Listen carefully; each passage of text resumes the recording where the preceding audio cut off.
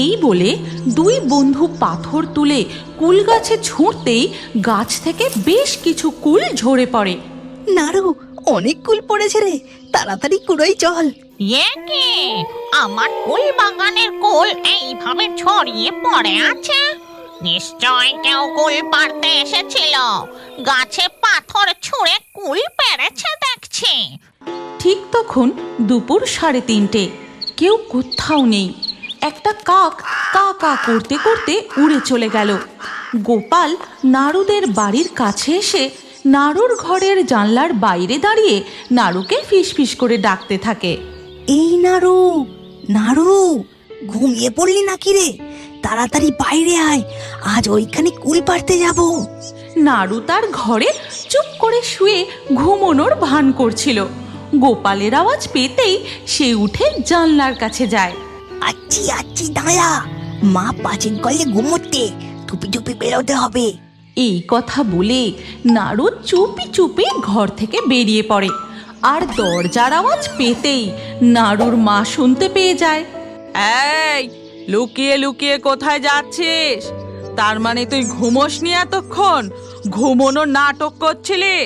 ফিরে আয় বলছি, না হলে সন্ধেবেলা তোর বাবা ফিরলে সব বলবো, তখন বুঝবি। এই রে, মা ডেকে গেছে।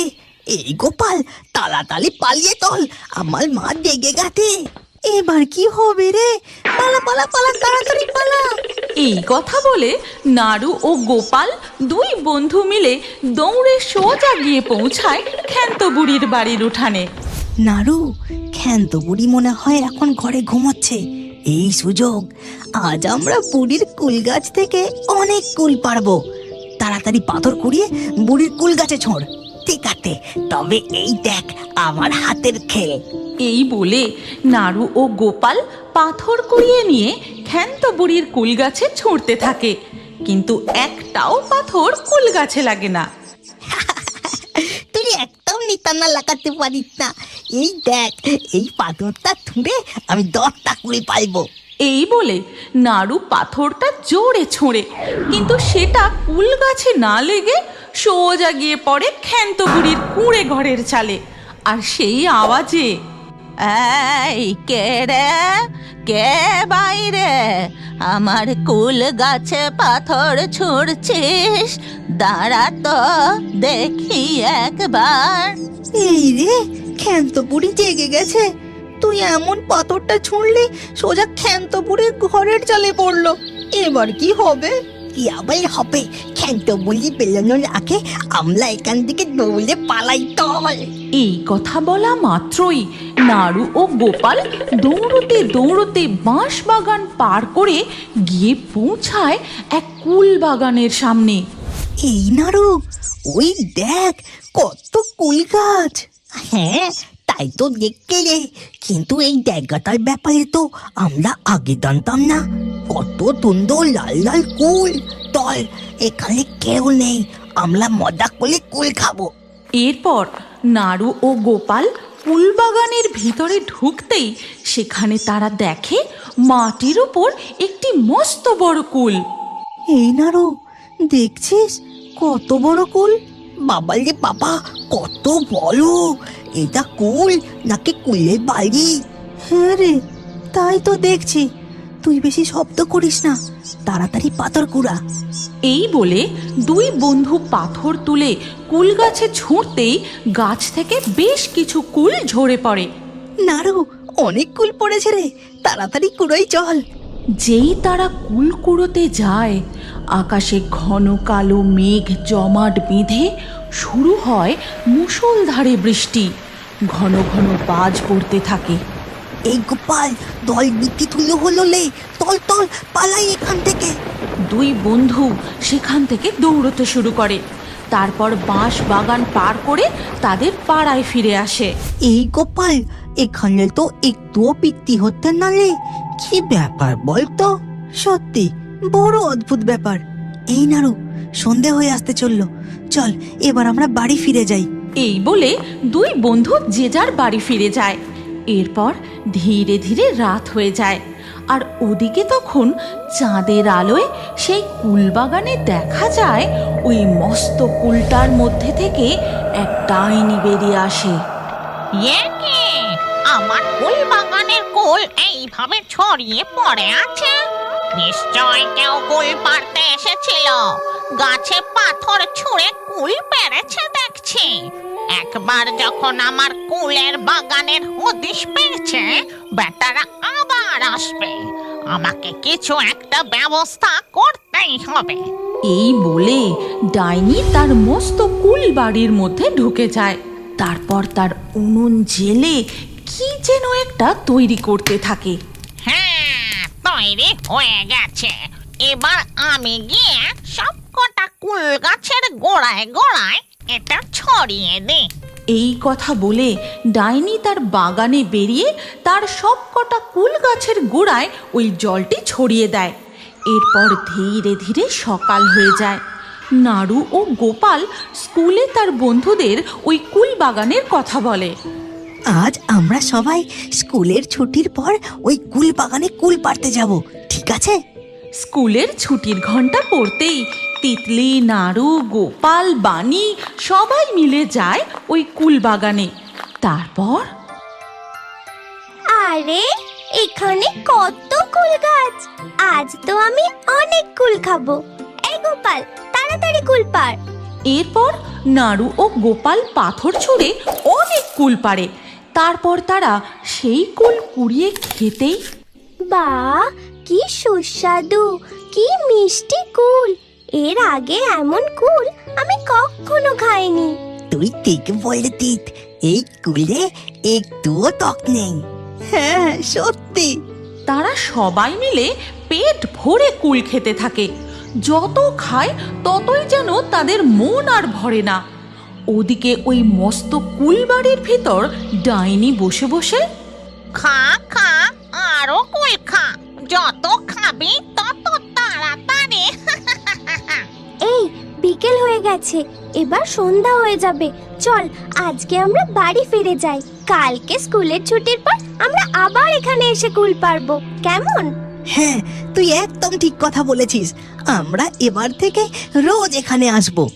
এরপর নাড়ু, গোপাল, তিতলি, বানি সবাই যে যার বাড়ি ফিরে যায়। আর এদিকে মস্ত কুলবাড়ির মধ্যে সামনের অমাবস্যার মধ্যেই আমার বাগানে আরো 4টি কুলের গাছ যোগ হতে চলেছে। এর পরের দিন স্কুলের ছুটির পর নাড়ু, গোপাল ও তার বন্ধুরা মিলে ডাইনির কুলের বাগান থেকে কুল পেড়ে খেতে থাকে। এইভাবেই দিনের পর দিন চলতে থাকে। কেউ আর ক্ষান্ত বুড়ির কুল গাছ থেকে কুল পাড়তে যায় না। কি ব্যাপার, ছেলে পুলেরা আর আমার গাছে কুল পাড়তে আসে না? ছেলে পিলেদের হই হুল্লোড়ে আমার মনটা বেশ ভালোই থাকতো। আমি তো কারো কানও মুলে দিইনি, তারপরেও কেন যে এখন আর আসে না কি জানি। ব্যাপারটা দেখতে হবে। এর পরের দিন গোপাল ও তার বন্ধুরা যখন ক্ষান্ত বুড়ির বাড়ির সামনে দিয়ে বাঁশবাগানের দিকে যাচ্ছিল, তখন তাদের দেখতে পেয়ে ক্ষান্ত বুড়িও তাদের পিছু নেয়। ছেলে পিলেগুলো কোথায় যাচ্ছে আমাকে একবার দেখতে হবে। তারা গিয়ে পৌঁছায় ওই কুল বাগানে। তারপর কুল পেড়ে পেট ভরে খেতে থাকে। এই দেখে ক্ষান্ত বুড়ি, এই ব্যাপার, এরা নতুন কুল বাগানের সন্ধান পেয়েছে, তাই এই ক্ষান্ত বুড়ির টক মিষ্টি কুল ভুলে গেছে। যাই, বাড়ি ফিরে যাই।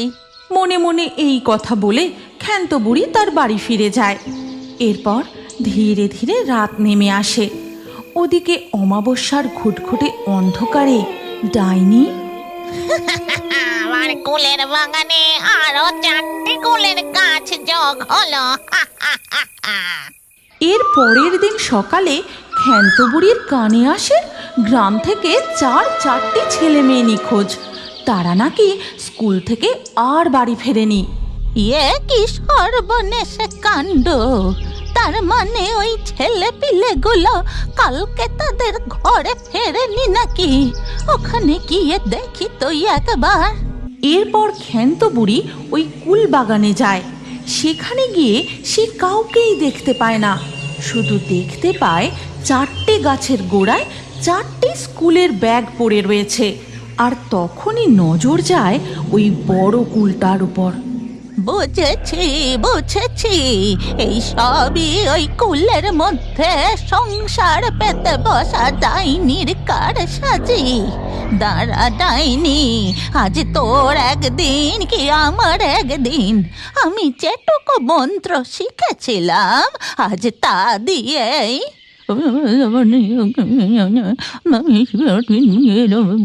এই বলে ক্ষান্ত বুড়ি মন্ত্র পড়ে তার হাতে বেশ কিছু শুকনো লঙ্কা নিয়ে আসে।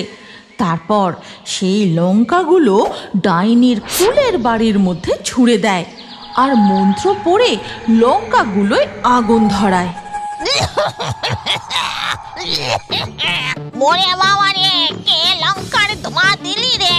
থামা, লঙ্কা পোড়ার ধোঁয়া বন্ধ কর। কাস্তে কাস্তে ডাইনি বাইরে বেরিয়ে আসে। তখন ক্ষান্ত বুড়ি বলে, এক্ষুনি ছেলে পুলেদের মুক্ত কর, না হলে আজ এক্ষুনি আমি তোকে। তোমরা এত বড় সাহস বুড়ি, তুই আমার বাড়ির মধ্যে লঙ্কা পোড়া দিস? এবার আমি তোকে। তবে রে, তোর এত বড় সাহস? এই বলে ক্ষান্ত বুড়ি বীর করে মন্ত্র পড়ে একটি জবা ফুল প্রকট করে। তারপর ডাইনের গায়ে ছুঁড়ে দিতেই ওরে বাবা রে বাবা, ওরে বাবা রে বাবা, বুড়ি তুই আমায় ছেড়ে দে। এরপর ডাইনি আগুনের তেজে ভস্ম হয়ে যায়। আর সাথে সাথেই 4টে কুল গাছ অদৃশ্য হয়ে নাড়ু, গোপাল, তিতলি, বানি আবার ফিরে আসে। চল বাচ্চারা, এবার বাড়ি ফিরে চল। এখন থেকে এই বাগানে আর কুল পাড়তেই আসিস না। আমার গাছের কুল পেকে মাটিতে পড়ে নষ্ট হচ্ছে। তোরা যখন ইচ্ছে তখনই আমার গাছ থেকে কুল পেড়ে খাস, কেমন? আমি তোদের আর বকবো না। আর মনে রাখিস, লোভে পড়ে কোনো অচেনা জায়গায় যাওয়া উচিত নয়। বড়দের কথা শুনতে হয় বাবা। এরপর থেকে গ্রামের সকল ছেলেপুলেরা ক্ষান্ত বুড়ির কুল গাছ থেকে কুল পেড়ে মজা করে কুল খেতে থাকে। তুমি কি জানো, তোমার নামও আমাদের কার্টুন ভিডিওর মধ্যে থাকতে পারে? আজকের লাকি ড্রয়ে নির্বাচিত নামগুলি হলো তসনিম, তমন্না, মধুমিতা, রুমি, আরাধ্যা, মায়া, পিউ, পুষ্পিকা, আলিফা, সুব্রত, সুরাইয়া, মহুয়া, মৌ, সুইটি, ঋতু। আপনার নামসহ সেরা কমেন্ট করে পরবর্তী ভিডিওতে দেখার জন্য এক্ষুনি ভূতের কার্টুন বাংলা চ্যানেলটি সাবস্ক্রাইব করে নিন। তারপর আপনার নাম কমেন্টে লিখে দিন। আর স্ক্রিনের উপরে আসা এই পরবর্তী ভিডিওতেও ক্লিক করে ওই ভিডিওতেও আপনার নাম লিখে দিন। আপনার নাম আমাদের কার্টুন ভিডিওতে অবশ্যই দেখতে পাবেন।